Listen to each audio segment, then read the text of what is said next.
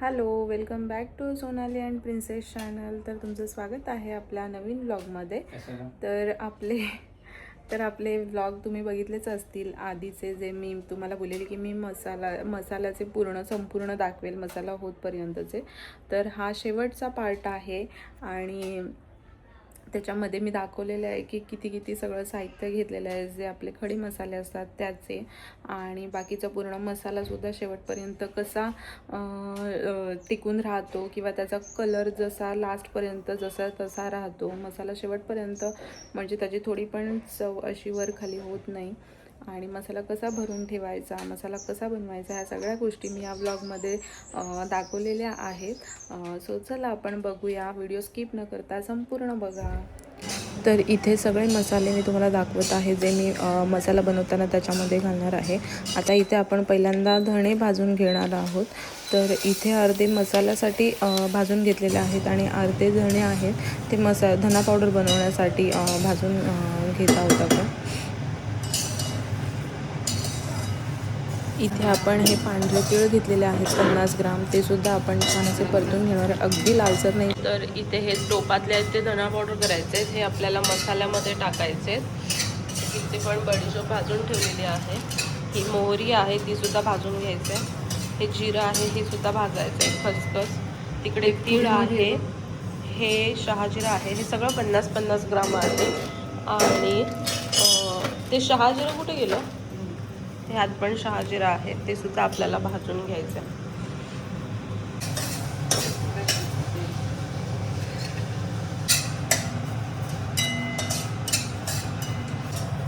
इथे जिरा घेतलेला आहे 50 ग्राम पेक्षा ही आपण घेतलेली आहे दगडफूल, ही सुद्धा आहे 50 दगडफूल आहे, आणि ही सुद्धा आपण 50 ग्राम घेतली आहे, आणि तिला सुद्धा आपण थोडीशी अशी भाजून घेणार आहोत. एवढं टाकणार, किती टाकणार, अर्धा भाग एवढं टाकणार ना. आज पहिले म्हणलं बरं तुला काय मसाला करायचं नाही, फक्त शहाजिरा आहे 50 ग्राम.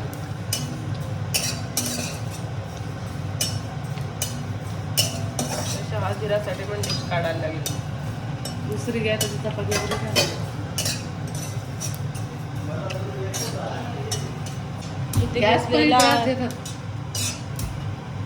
इथे घेतला हिंग भाजायला, मसाल्याची आहे ना, ही मसाला टाकायचे धणे आहेत, हे भाजले होते आपण, पण परत हे सगळं भाजून झाल्यानंतर जे तेल होतं उरलेलं त्याच्यामध्ये आपण अजून टाकू ते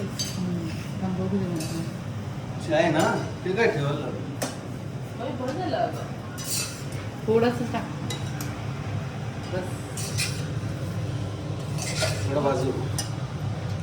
आता इथे खडा मीठ घेतलेला आहे भाजायला, आपण मिरचीत टाकायचं आहे ना. हो. तर आता मिरची साफ करून झाली आपली, आणि 2 दिवस तब्येत ठीक नव्हती म्हणून जरा रेस्ट घेतला, आणि आता आपण बाकीचे जे खडे मसाले घेतले होते मिरचीमध्ये टाकण्यासाठी, तर ते रेडी केलेलं आहे सगळं. आणि मी तुम्हाला म्हटलेलं की करताना मी पूर्ण तुम्हाला दाखवेन किती घेतलेलं आहे, त्याचं आपण किती वस्तू टाकणार आहोत त्याचं मोजमाप इथे ठेवलेलं आहे. हे जे जास्त तेलामध्ये आधी आपण थोडेसे कोरडे भाजले आणि नंतर तेलामध्ये फ्राय केले, तर ते आता पूर्ण कोरडे झालेले आहेत बघा, व्हिडिओमध्ये तुम्ही आधी बघितलंच असेल. हे मसाल्यामध्ये टाकण्यासाठी भाजलेले आहेत, हे धना पावडर बनवण्यासाठी भाजलेले आहेत. हा मसाला बनवताना मीठ टाकावा लागतो, तर हा 1 किलोचं मीठ आहे, ह्यातलं आपल्याला अर्धा किलो टाकावा लागणार आहे. आणि इकडे हिरवी विलायची आहे, मोठी विलायची आहे, इकडे चक्री फूल आहे, हे मैदान, आणि हे काळी मिरी आहे, हे त्रिफळा आहे, ही दालचिनी, खडा हिंग आहे, जायफळ, सुंठ, आणि ही लवंग, खसखस, मोहरी, सफेद तीळ, सगळे 50-50 ग्राम घेतलेले आहेत आपण. ही हळद फोडून घेतलेली आहे धना पावडरमध्ये टाकण्यासाठी, आणि ही मसाल्यामध्ये टाकण्यासाठी. इथे बडीशोपसुद्धा भाजून घेतलेली आहे बघा 50 ग्राम, शहाजिरासुद्धा 50 ग्राम घेतलेला आहे, हा जो आपण नॉर्मल जिरा वापरतो तो सुद्धा 50 ग्राम घेतलेला आहे. ही नाकेश्वरी आहे, ही बघा ही नाकेश्वरी आहे. इथे आपण आहे ना हे गुलाबाच्या ज्या पाकळ्या सुकवलेल्या त्यासुद्धा इथे घेतलेल्या आहेत. ह्याला दगडफूल म्हणतात. तर हे सुद्धा इथे आपण घेतलेले आहेत. हे सगळे 50-50 ग्राम घेतलेले आहेत. हे तेजपत्ता आहे, ते सुद्धा घेतलेले आहेत. इथे मेथी दाणे आहेत, ते सुद्धा आपण 50 ग्राम घेणार आहोत. आणि इथे ह्याला काय म्हणतात ते मला एवढं माहिती नाही, पण ह्याला हे 20 ग्राम आपण घेतलेले आहेत. आणि अशा प्रकारे आपण हे सगळं रेडी करून घेतलेलं आहे. हे आत्ताच आम्ही मिरचीमध्ये मिक्स करणार होतो, पण आपला जो मसाला आहे ना तो चक्कीवर न दळता डंक्यावर आपण दळणार आहोत. तर त्यानुसार ते मग थोडं थोडं टाकतात. त्याच्यामुळे आपण आत्ता हे मिक्स नाही करणार आहोत. त्यांच्याजवळ आपण हे देणार तेव्हा ते त्यांच्या हिशोबानुसार ते टाकणार डंका हे करताना. त्याच्यामुळे मग हे असं आहे ना, हे आपण सगळे धण्यामध्ये मिक्स करणार आहोत आणि मग त्यांच्याकडे देणार. तेव्हा ते डंक्यावर कुटताना त्याच्यामध्ये मिक्स करणार आहे थोडं थोडं टाकून. त्याच्यामुळे आता आपण हे मिरचीमध्ये नाही टाकणार आहोत. सो अशा प्रकारे ह्या सगळ्या वस्तू आपण मसाला बनवण्यासाठी घेतलेल्या आहेत. आणि माझंसुद्धा फर्स्ट टाईम होतं, मला नव्हतं माहिती काय काय टाकलं जातं किंवा काय, पण ह्याच्याने मलासुद्धा कळलेलं आहे की कसा बनवायचा, किती वस्तू टाकायच्या. जेव्हा आपण मसाला त्यांच्याकडे दळायला देणार हे करायला देणार आहोत डंक्यावरती कुटण्यासाठी, तेव्हा आपण त्यांच्याकडे एक तेलाचा डब्बासुद्धा देणार आहोत. कारण की तेल टाकून एक छोटासा तेलाचा डब्बा त्यांना जे सांगतील तेवढा द्यायचा आणि त्याच्यानुसार ते आपला मसाला कुटणार तेल टाकून. आणि ह्याच्यानंतर अजून एक पार्ट येणार आहे की मी मसाला दळून झाल्यानंतर आणते तेव्हा तो कसा ठेवते, जेणेकरून मसाला वर्षभर खूप छान राहतो. म्हणजे मलाही नव्हतं माहिती, माझी मम्मी दरवेळेस मसाला जेवढा आम्ही लास्ट टाईम 8 किलोचा मसाला बनवला होता आणि तो मसाला अजूनसुद्धा आहे, पण त्याचा थोडासुद्धा कलर असा उतरलेलाच नाही आहे. जसंचा तसा आहे, लाल म्हणजे लालच्या लालच आहे. जसा मसाला फिकट होतो किंवा त्याचा तिखटपणा कमी होतो, या काहीच गोष्टी झालेल्या आहेत. अजूनसुद्धा जसाचा तसाच आहे. सो तर आपण त्या प्रकारे भरून ठेवला तो मसाला आहे तसा राहतो. त्याचा कलरसुद्धा कमी होत नाही, तिखटपणा जात नाही आणि चवसुद्धा जशी तशी वर्षभर होऊन जातो, तरी पण जसे तशी असते. सो ते बघण्यासाठी सुद्धा ब्लॉग कंटिन्यू ठेवा.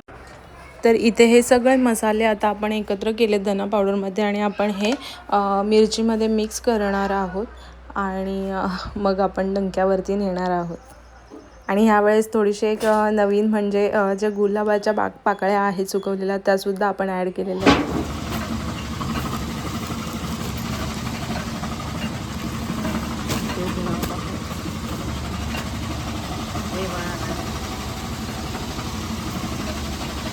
काका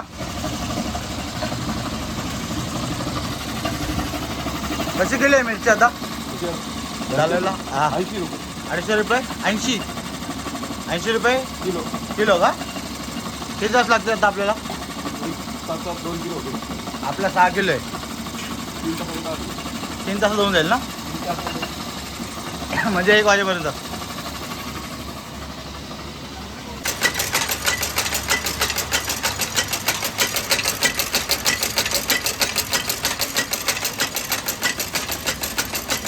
काय होतं इथं? ते काय होतं काका? उकळत आहे का?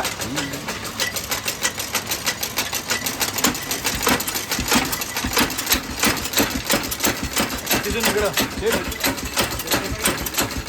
आपल्याला हे टाकायचं ना. आम्ही इकडे चालणार आहेत आमची इथं कुटाण्यावर, म्हणजे जुन्या पद्धतीत आहेत कुटाण्यावर. डंका त्याला बोलतात डंक्यावर आपण कुटणार आहेत.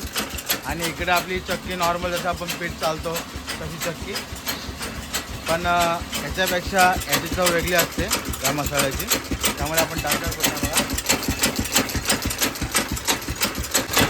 तो आमचा मसाला घालायला घेतला आपण.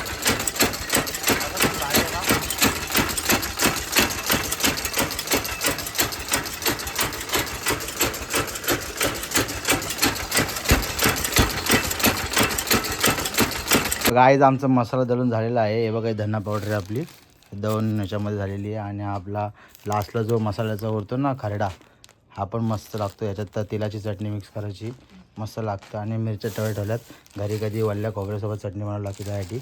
आणि आमचा मसाल्याचा कलर पण बघू शकतो किती सुंदर आलेला आहे. हे बघा या टायमाला मला मम्मीने शिकवलेलं आहे, पण तर पुढच्या टायमाला मी स्वतः करणार आहे. बघू मग कसं होते मसाला. खालचं पण बघा. ओके.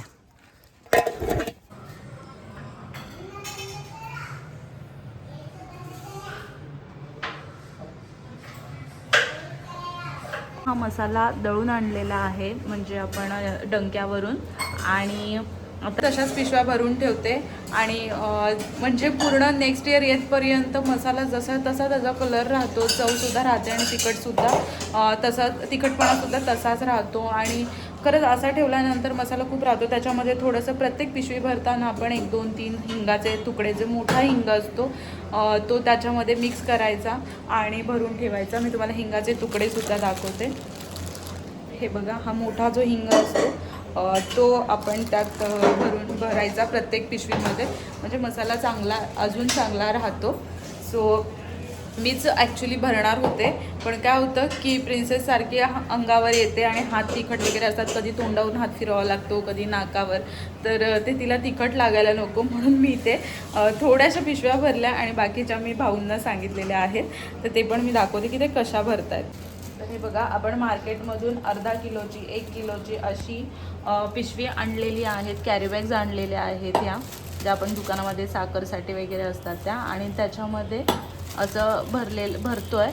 आणि त्याच्यामध्ये मग आपण हे हिंगाचे जे तुकडे आहेत ते त्याच्यामध्ये टाकून आपण पिशवी छान अशी टाईट बांधून घेतो. परत त्याच्यावरती थोडासा असा मसाला टाकून घ्यायचा आणि पूर्ण टाईटली असं बांधून घ्यायचा.